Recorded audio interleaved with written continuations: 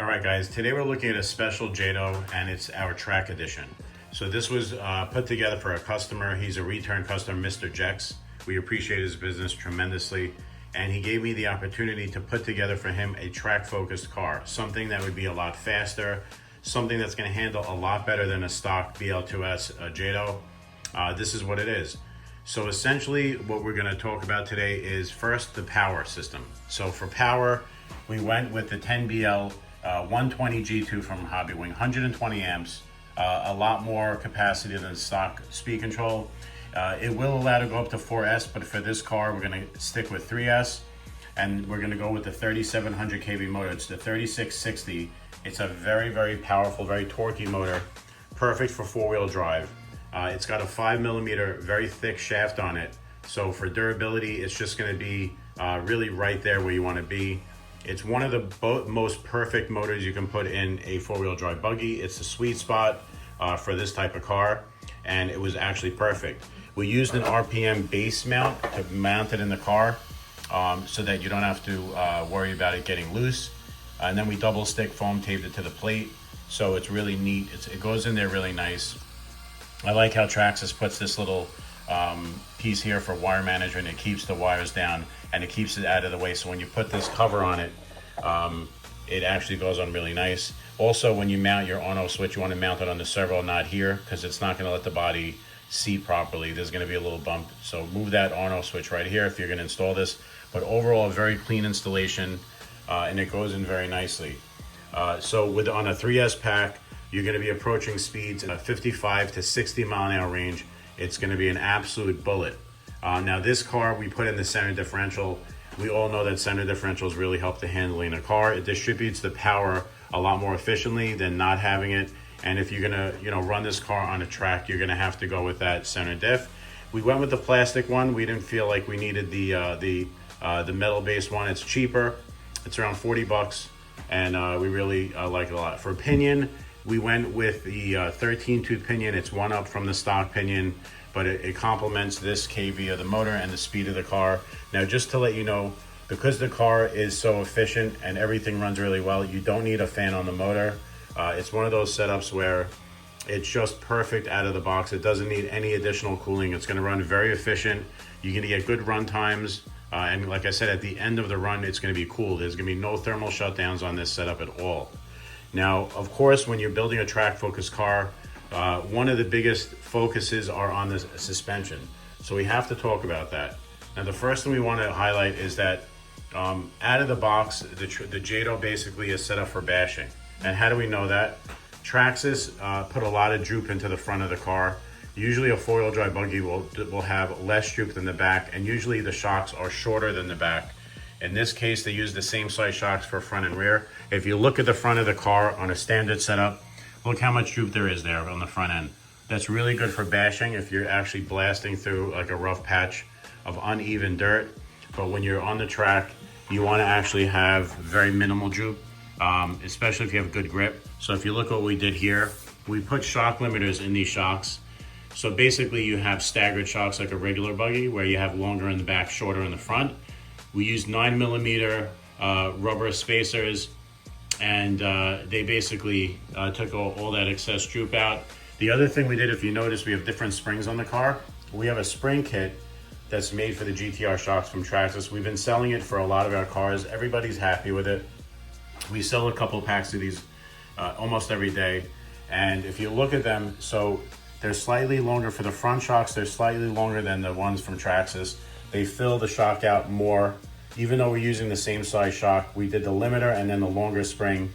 You end up getting a very plush, very nice feeling, a little bit more consistent. It feels better, it handles better with this setup. It's a noticeable difference. And especially, it's nice also in the rear. I want to point at the rear. So if you look at the rear shocks, for some reason Traxxas, the springs on the rear, look how short they are for the rear. They don't fill out the shock. You have to crank down your retainers, and you end up getting a really quick and very, it's an unnatural type of response from the shocks. I like a longer spring for the back. It fills out the entire shock, and it's just much more plush. It handles more like a traditional car. It feels definitely more planted. It glides over the bumps. with a lot more speed, and it doesn't let the car get upset when it's doing it. So even though these differences are subtle on a track, they do make a big difference. Your lap times are definitely going to go down and noticeably. And we think this track focused car is something special. Another thing we did with the car is we put on the front and rear sway bars. Traxxas makes a sway bar kit for this car. It's $24.99. It does not come even with the VXL, but it is an option. You can put it on the car. It's going to make the car much better around the track. Like I said, especially if you have really good grip on the track, it's going to keep the car just a little bit more nimble. It's gonna go left to right transitions are going to be a little bit nicer, and it's going to be more stable on the high speed the back stretch. So another thing we want to highlight is you have an option to use the response wheels that Traxxas makes. They're really nice because they have an S1 compound. The S1 compound is their stickiest compound, and I know that because we do Mud Boss at the track in Jackson. And when we went to S1 tires from the standard Traxxas rubber, the lap times really dropped. People noticed it was so good that we never looked back after that. So S1 is definitely needed when you're on dirt. The response wheels really have a beautiful premium foam in there. Now the foam in the stock ones are nice. They're a little mushy. You could feel that they're not as high quality, but these are really high quality foams in there. It has like a Tempur-Pedic type of feel, where it has just like a really full type of feel. It kind of keeps its shape a little bit better than the standard one. Although these are really good for general use, there's nothing wrong with them at all. They look great. But if you want to do a slight upgrade, you can actually go to these wheels. Another cool thing that Traxxas does is they have an upgraded wing. Now we all know they recycled this wing from the Sledge. They make one more size appropriate. It sticks out in a little too far back, and it has a little bit of a weird angle to it. It kind of looks like it wasn't really designed for the car. If you look at how the car looks, a lot of people think that's not proportional, and they call it like an ugly duck wing. That's what they nickname it. But Traxxas made a buggy wing that goes on the car, and it looks a lot better. It's more proportional, and it's more in line with how a buggy should look, and we thank Traxxas for doing that. Now, a couple things you can do to this car if you want to add more durability. You could take the aluminum hubs that come on the VXL, they have it as an upgrade, and you can replace the plastic hubs on this, although it's going to take quite a lot to break them. The other thing is the center shaft. The center shaft that comes with the VXL, you can put it on this car. That is something you might want to do right away. On this particular car, we did not do it for the customer, but you can do it. You're going to need a front little pinion that goes in the front of the shaft, and then that aluminum center shaft, and then you have a little bit more durable setup here. As far as battery goes, you're going to want to stick with the 3S. 4S is not going to be adequate for a 3700 kV motor. It's a little too high, and your temperatures may go up a little too much on that. You can try to run a 4S, but we don't recommend it. All right, so one of the upgrades we want to highlight on this car is the steering servo. It's a Reedy 2315. Now, one of the awesome things about this servo is that it has a very uncanny ability to center perfectly. Even when you have very expensive servos, sometimes they don't really center perfect when you turn left and right.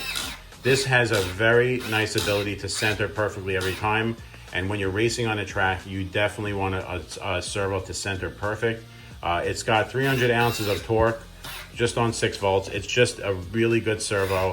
It's only like $31.99. Since I've been promoting this servo for the Mini Max and other cars, it's been sold out everywhere. You can't really find them online. I guess everybody took my advice. I sold probably over 25 of them, and they're really doing well for me. It doesn't break the bank, and like I said, it's very powerful. It's faster than the stock 2075, and it centers absolutely beautifully. Really good asset to a car that's track focused, and you'll want this definitely in your car, especially for the price. If you want to keep the car light and you like jumping and quick transitions, you can try a 2S battery and just go up on the pinion, see how that works for you. But tune your car according to how you like the way it drives. But all in all, this is going to be our track focused Jato. We sell this as a package. We're going to be offering it on the site. Keep an eye out for the link below on this video. We're going to post it in the next coming days with a full price of me putting together one of these for you. I can assure you that this is significantly faster than a box stock Jato. It has raw power from the 3700 kV motor, just explosive right off that line. It has the power when you need it. If you kind of squeeze the trigger before a jump, because of the torque of this motor, it just leaps off that jump a lot more than that stock motor. And it's just something that is unbelievable. So right now you're looking at a car where the motor and the suspension will equally match each other. The motor is not ahead of the suspension and the suspension is not ahead of the motor. It's right on that perfect balance point. It's a completely neutral car on the track, again, but it's extremely fast. I do recommend, like I said, if you're really into track times and like getting 100% performance out of your car, I do recommend upgrading to the response wheels. They will complement this setup very much, and they're gonna add, you know, a lot more to it. But anyway, thank you so much for joining us on this video. Please share and subscribe, and we will see you on the next one, and have a great day.